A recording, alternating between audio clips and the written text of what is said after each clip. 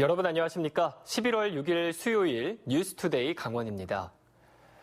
정부의 정시 확대 발표 이후 교육 현장에서는 혼선을 빚고 있습니다. 강원도는 대학 입학생의 무려 90%가 수시로 간 상황이어서 이 정시 확대에 따른 대책이 필요해 보입니다. 허주희 기자가 취재했습니다. 2022년 정시 비중 확대가 처음 적용될 것으로 예상되는 고1 학생들. 수시를 준비하던 학생들은 정시까지 공부해야 하는 상황이 됐다며 걱정하고 있습니다. 동아리 활동도 있고 창체 활동도 있는데 내신 때문에 안 그래도 부담스러운 상황에 이것까지 챙기고 정시 비중까지 확대된다고 하니까 저희는 좀 더 부담스럽고 혼란스러웠던 것 같아요. 교사들도 정시 확대가 2년밖에 남지 않았는데 세부안이 나오지 않아 진학 지도에 어려움을 겪고 있습니다. 어디에 비중을 둬야 될지, 왜냐하면 2년이라는 시간이 결코 긴 시간이 아니니까 좀 준비할 수 있는 충분한 시간을 주어야 된다고 생각합니다. 올해 2월 4년제 대학에 등록한 도내 고등학교 졸업생 가운데 수시 합격자는 전체 90%에 이릅니다. 강원도 교육청은 도내 대학을 비롯한 전국 4년제 대학 수시 모집 비율이 70% 후반대로 2021년까지는 큰 차이가 없다고 설명합니다. 영향을 받는 건 서울 15개 주요 대학교인데 정시가 2% 늘어나더라도 수시 전형 중에서도 지금 이슈가 되는 학생부 위주 전형은 오히려 소폭 상승하고 논술과 실기 비중이 낮아집니다. 문제는 정시 비율이 40에서 50%까지 오를 경우입니다. 현실적으로 사교육 인프라가 상대적으로 열악한 강원 지역 학생들은 불리할 수밖에 없다는 겁니다. 30%보다는 조금 더 상향될 것이라는 생각이 들고요. 그에 따라서 도내 학생들도 지금보다는 수능에 대한 준비들을 좀 더 철저히 하는 것이 중요하지 않을까. 또 한 번의 교육계 변화 시점은 자사고와 외고 폐지가 예상되고 고교 학점제가 전면 시행되는 2025년. 현재 고1부터 초등학교 5학년까지는 정시반, 수시반 세대가 될 가능성이 높아 학생들은 내신과 수능을 모두 챙겨야 될 것으로 전망됩니다.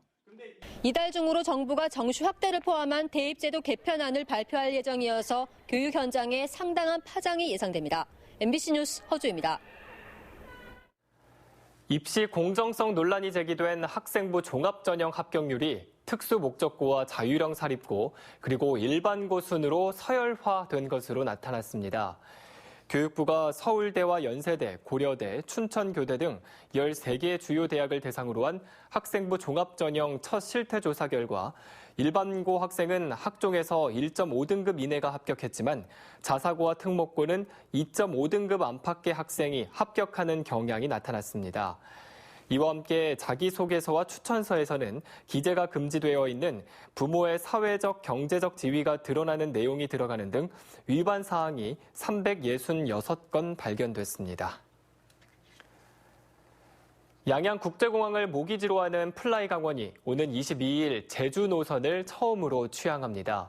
다음 달에는 국제선 타이베이 노선 취항도 계획하고 있는데 중국 항공사의 전세기 노선도 양양공항에 들어올 예정이어서 모처럼 공항이 활기를 찾을 것으로 기대됩니다. 박은지 기자입니다.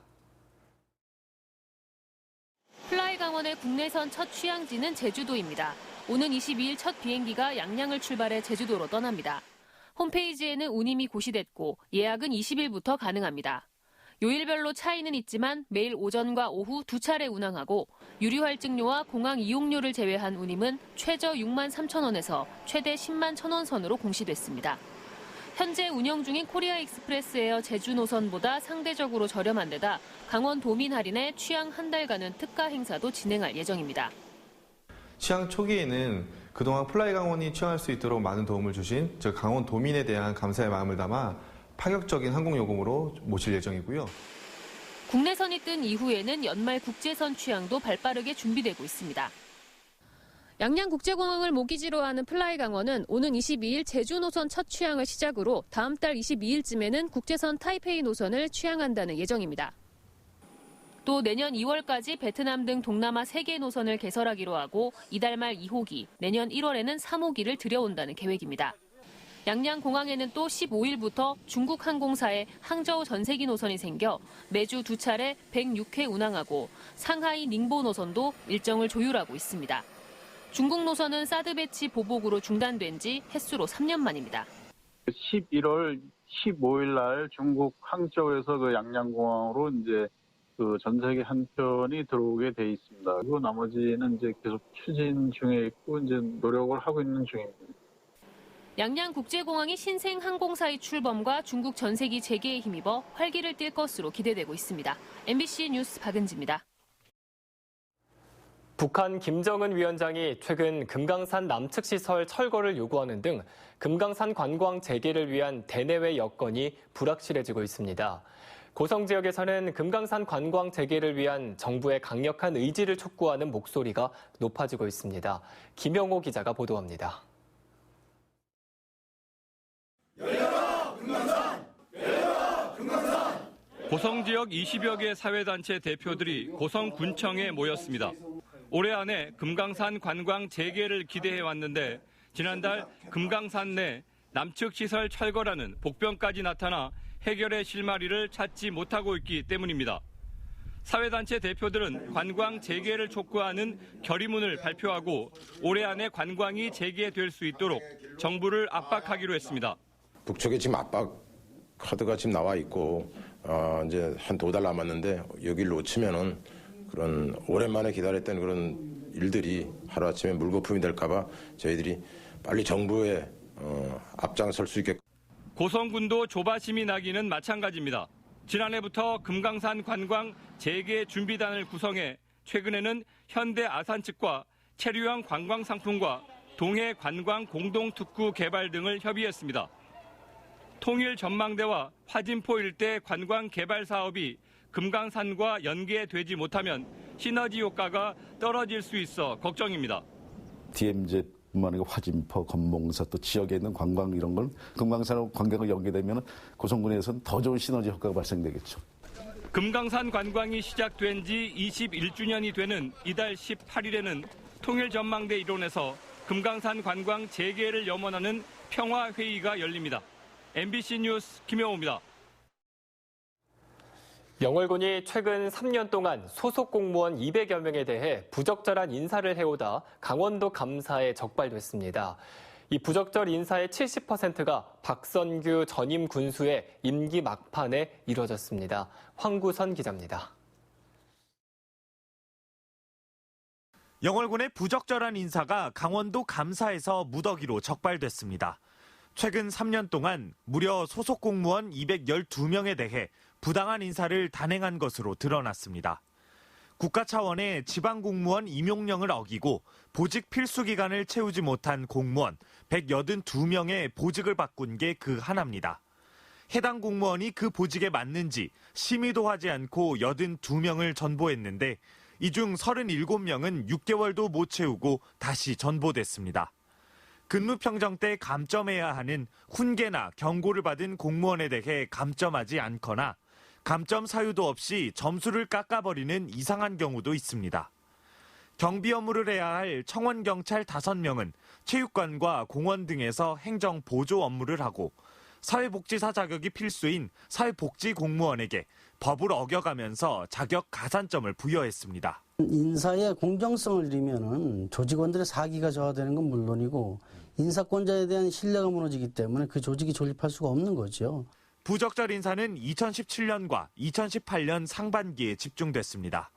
박선규 당시 군수가 마지막 임기 후반부에 지역 유지들의 부탁을 마치 지역사회 전체의 의견인 것처럼 인사에 반영한 게 문제의 발단이란 지적이 나오고 있습니다. 이런 얘기 좀 들리긴 들었는데, 네. 또 확실한 건 모르니까 뭐 얘기 못하지. 정말 투명하게 절차에서 했지, 누굴 특정하게 해주고 그런 게 없어요. 강원도는 영월군 인사 담당 직원에게 경고 처분을 내렸고, 영월군은 속히 시정하겠다고 밝혔습니다. MBC 뉴스 황구선입니다. 지난주 춘천 노숙인 요양시설의 인권 침해 사례와 춘천시의 무책임한 행태를 집중 보도해드렸습니다. 이에 따라 의회와 사회단체 등에서 비판이 잇따랐는데요. 백승호 기자가 보도합니다. 춘천 노숙인 요양원의 인권 침해 사례와 춘천시의 안일한 대응이 드러나자 춘천시 의회 해당 상임위 위원장은 문제가 심각하다고 지적했습니다. 지난 행정사무감사 때 춘천시에 명확한 답변을 요구했지만 조사 결과를 기다려보자며 책임을 회피했다는 겁니다. 게다가 당시 요양원 회의에 참석해 언론 대응과 호소문 작성 등을 언급했던 담당 과장은 아무런 주의도 받지 않았습니다. 오히려 올해 국장 직위로 승진했습니다. 문제가 제기가 되고 민원의 어떤 그런 것이 나왔었을 때는 좀 심도 있게 문제점들을 파악해보고 해결해 보려고 하는 의지가 있었어야 되는데 사회단체는 책임자 처벌과 위탁 계약 해지 등을 주장했습니다. 요양원 입소자 대다수가 정신과 지적 장애 등이 있는 장애인들이라 춘천시가 더 철저하게 지도 감독해야 했지만 춘천시는 요양원을 대변하기에 바쁜 모습을 보였다고 비판했습니다. 2월달, 3월달에 이런 내용을 갖고 저희가 춘천시에다가도 설명서 보내고 밝혀달라고 했을 때 춘천시에서 그런 일이 없다. 그렇게 얘기를 했었거든요. 저희도 분명히 이제부터 다시 또 파헤쳐 볼 거예요. 춘천시는 뒤늦게 법적 검토를 거쳐 대책을 마련하겠다고 밝혔습니다. 여러 가지 사항들이 나왔을 때 개별 절차를 거쳐서 이번에 이제 특단의 대책을 마련해서 발표를 하겠습니다. 국가인권위원회는 정신병원에 입원된 노숙자들의 퇴원 등을 검토하고 당시 담당 과장에 대한 주의 조치 등 모두 8가지 사항을 춘천시장에게 권고했습니다. 보건복지부는 보도자료를 통해 인권위의 권고를 적극 수용하며 다른 지역 노숙인 시설에 대해서도 실태 조사에 나서겠다고 밝혔습니다. MBC 뉴스 백소입니다. 오는 8일에 개막하는 제1회 강릉국제영화제에 강릉 출신 배우들을 포함해 많은 배우가 참가할 예정입니다. 강릉국제영화제 조직위원회에 따르면 강릉 출신의 김서영 배우가 개막식 사회 역할인 오프닝 호스트를 맡고 역시 강릉 출신인 배우 김래원 씨는 자문위원 자격으로 개막식 레드카펫을 밟을 예정입니다. 개막식 레드카펫 행사에는 개막작인 감쪽 같은 그녀의 주연 배우인 남은희 씨와 김수환 씨를 포함해 문소리, 오지호, 연우진, 예지원 등 유명 배우들이 참석할 예정입니다.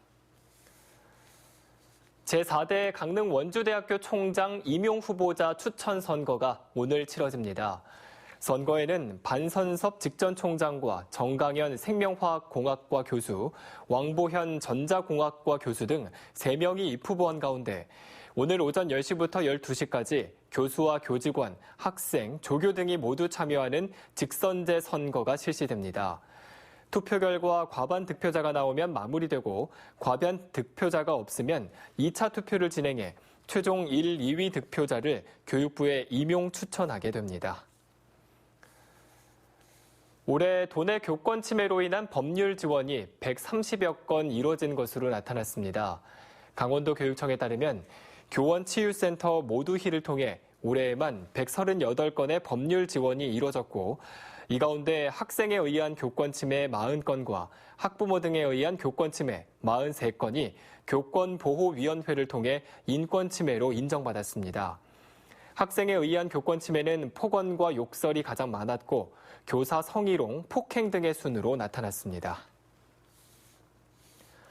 언론사에 돈을 주고 해당 언론사에서 주관하는 시상식에서 상을 받은 자치단체가 공개된 가운데 도내에서는 7개 시군이 포함됐습니다. 경제정의실천시민연합이 공개한 자료에 따르면 도내에서는 양구군이 10개 상을 받는데 1억 8,700만 원을 지출해 가장 많은 금액을 지출했습니다.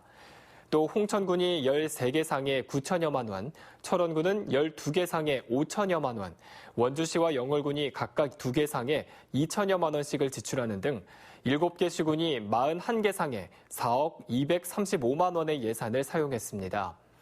경실련은 시장 군수들이 선거에 활용하기 위해 예산을 낭비하고 있다고 지적했습니다.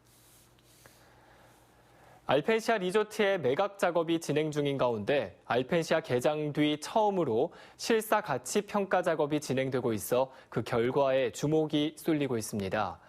강원도 개발공사에 따르면 현재 국내의 한 회계법인이 진행 중인 알펜시아 실사 가치 평가 작업이 늦어도 다음 달 안에 끝날 예정입니다. 개발공사는 실사평가는 알펜시아 개장 뒤 처음이라며 매년 회계감사에 맞춰 하는 장부 가치 평가액보다는 낮을 가능성이 높다고 밝혔습니다. 현재 알펜시아의 장부 가치는 1조 원 정도가 되고 있습니다. 강원도와 각 시군이 오늘부터 25일까지 도내 모든 가구를 대상으로 가구주택 기초조사를 실시합니다. 통계청과 공동으로 진행되는 이번 조사는 2020년 인구주택과 농림어업 종조사를 위한 가구와 주택 등 기초정보 파악을 목적으로 시행이 됩니다. 도 관계자는 이번 조사는 지난 5년간 가구와 주택 변화를 반영해 주거 환경 개선을 위한 정책 자료로 활용된다며 적극적인 조사 협조를 당부했습니다. 북한 수역에 입어하는 중국 어선이 늘어나면서 국내 오징어 어획량은 줄고 중국산 오징어의 수입량은 늘어나는 것으로 나타났습니다. 강석호 국회의원이 한국해양수산개발원에서 받은 자료에 따르면 지난 2014년 16만 3,800여 톤이던 국내 오징어 어획량은 지난해 4분의 1 수준인 4만 6천여 톤으로 급감했습니다. 반면 중국산 오징어의 수입량은 지난 2014년 8,800여 톤에서 지난해 6만 9천여 톤으로 늘어났습니다. 한편 동해 북한 수역에 입어한 중국 어선은 조업이 시작된 지난 2004년 144척에서 지난해에는 2,161척으로 20배가량이 증가했습니다. 태풍 미탁으로 피해를 입은 공공시설이 대폭 개량 복구됩니다. 행정안전부가 집계한 삼척시의 전체 피해 금액은 221억 원이지만 복구비는 1,034억 원으로 확정이 됐으며 강릉시는 피해 금액의 62억 원에 복구비는 946억 원이 확정됐습니다. 지자체 관계자들은 피해 시설을 원상 복구하는 수준이 아니고 근본 원인을 파악해 복구하는 개량 복구가 추진되기 때문에 피해 금액보다 복구 사업비가 훨씬 많다고 설명했습니다. 원주 환경운동연합이 쓰레기와 환경에 대해 배울 수 있는 시민 자원 순환 교육을 실시합니다. 앞으로 5주 동안 매주 화요일마다 열리는 이번 교육은 원주의 쓰레기 배출 현황과 플라스틱 처리 문제, 생활 속 유해 화학 물질 등을 주제로 강사를 초빙해 진행될 예정입니다. 이상으로 뉴스투데이 강원을 마칩니다. 시청해주신 여러분 고맙습니다.